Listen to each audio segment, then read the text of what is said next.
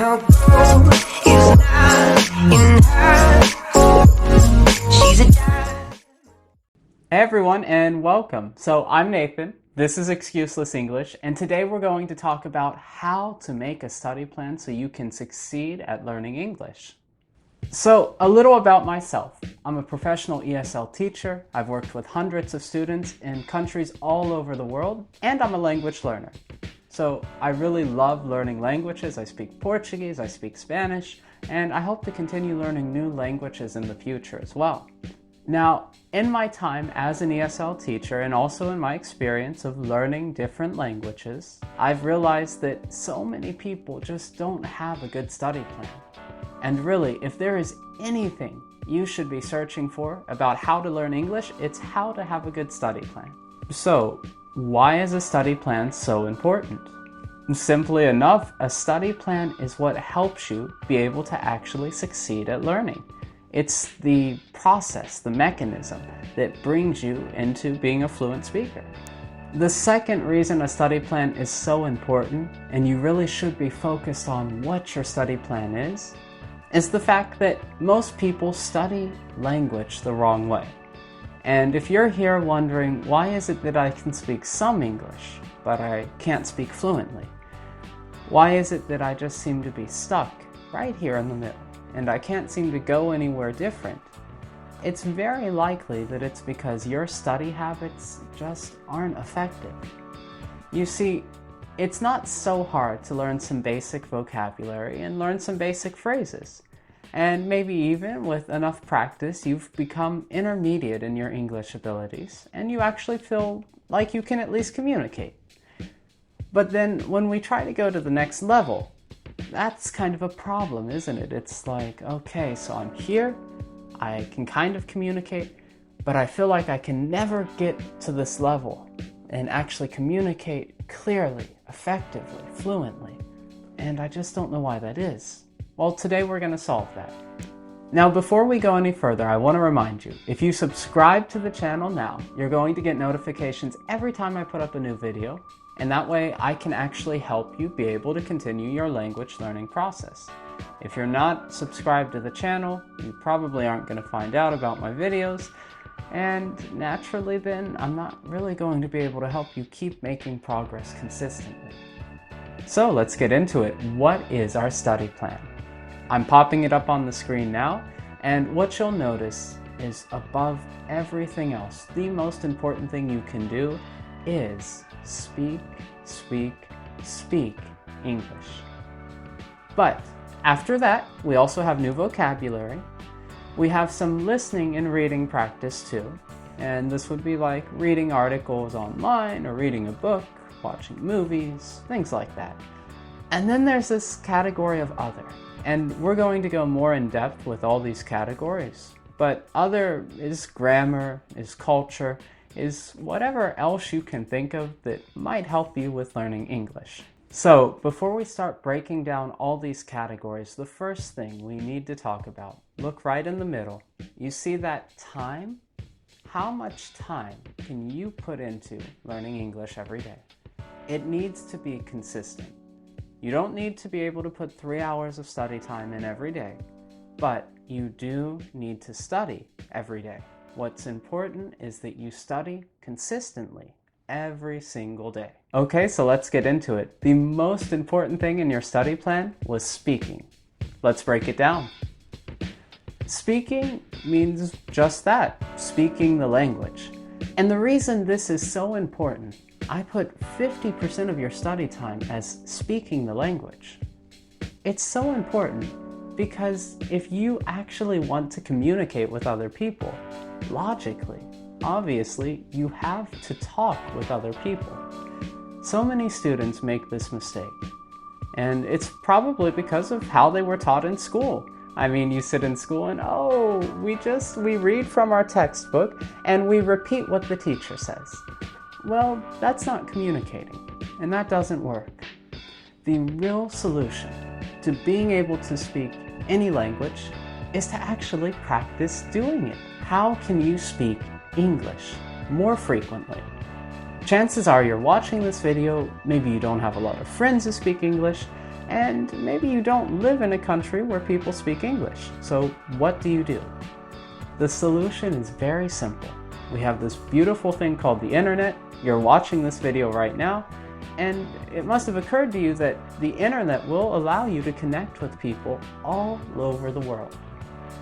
So, I'm going to talk about a few sites now that I use personally, and I really feel that they're excellent, they're all free, that they're just great ways to be able to practice. So number one is Tandem. And Tandem's not a website at all. Tandem is an application. So you download it on your phone. It works a lot like WhatsApp, for those of you who are familiar with that.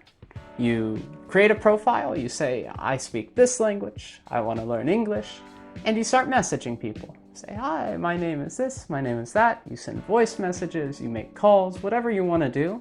And Tandem is perfect for that purpose. The only bad thing, because it's so easy to talk with people, naturally conversations can be a little bit shorter. So maybe you have a good 5-minute, 10-minute conversation and it kind of dies off and you never hear from them again. That's okay. Remember, our goal is to practice. Site number 2, Conversation Exchange. I love Conversation Exchange because unlike Tandem, you're actually going to meet people who you can talk with for 30 minutes, an hour, and who are very dedicated to the language learning process. So on Conversation Exchange, you do the same thing. You create a profile and you start searching for people who speak a certain language that you want to learn, in this case English, and who perhaps are learning your language so that you'll have something in common. And you send them messages. You have to choose a different platform than Conversation Exchange to talk, like Skype or Hangouts or whatever works for you. What this means is you're going to have more commitment from that other person. They're going to want to practice. So the third and final option is getting an English teacher. And obviously not everyone wants to do this because it's not like the first two options, it's not free. But a language teacher can not only help you practice speaking, they can also help you understand all of those things, the grammar, the phonetics, the vocabulary even, that you just can't quite understand. Obviously, I am an English teacher, and I can tell you it's really beneficial to have someone teach and explain the language to you. And look, if you're looking for an English teacher, I'll leave my link in the description, and you're more than welcome to even book a lesson with me. I'd be happy to explain more about how you can keep your study going, and also any questions you have about the language. I want to go into that. I want to help you fix that. Okay, so do you remember now, what was part number 2 in our study plan? Yep, that's right, it was new vocabulary. So I want to pop this little chart up here on the screen. This, if you're not familiar with it, is based off the European Framework for Languages. And the A's in this group are people who are beginners. The B's are people who are intermediate, and the C's are people who are advanced. And obviously C2 is like native-like. You speak so quickly, so fast, that it's just wow, you're really good at it. So why is this important? Well, you notice on the other side, vocabulary is directly correlated with what level you're at. You just simply cannot be an advanced speaker of any language without having an advanced vocabulary. There are other things that you need to know too, but the vocabulary is necessary. It's just that important. And look at our chart here. 8,000 words. That's what you need to be at the advanced level. It's a little intimidating, right? And what's more intimidating is when you start doing some math. If you learned 5 words every day, you would need over 4 years to be able to learn 8,000. So is this meant to be discouraging? Is this a reason to give up? No, not at all. The beautiful thing is many of you speak a language which already shares a lot of words with English. And if your language has 2, 3, 4,000 words that are very similar to English, suddenly the difficulty of learning 8,000 words doesn't seem so high, does it? But look, even if your language is as different as Chinese from English, it doesn't matter.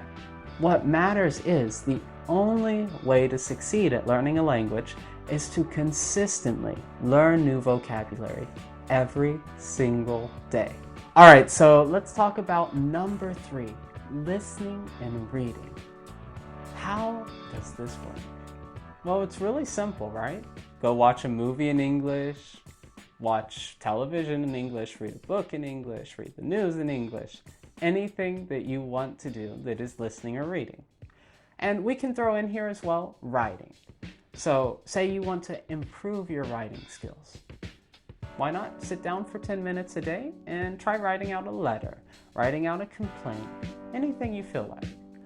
The real key here is we don't want to give too much time to this section. Many students spend all of their time reading and listening and spend none of their time speaking and little of their time even learning new vocabulary. That's not something we want to do. And we've made it to point number 4 now, other.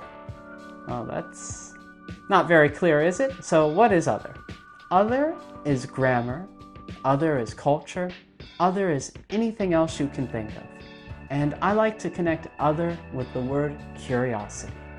The real secret to learning any language is to be curious, to be motivated.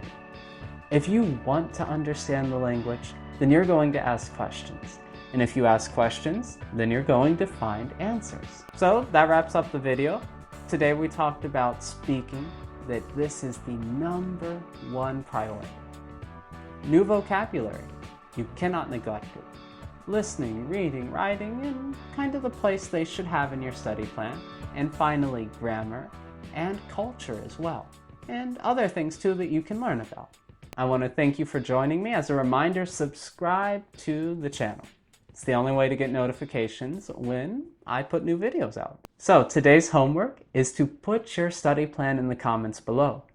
And if you have any questions about what should and shouldn't be in there, let me know. I'll be sure to get back to you and let you know what you can and cannot do to make your study plan as good as possible. Our goodbye for today is stay classy. Stay classy is like, stay cool, stay interesting, but in a very traditional, awesome kind of way. So everyone, stay classy, and I'll see you soon.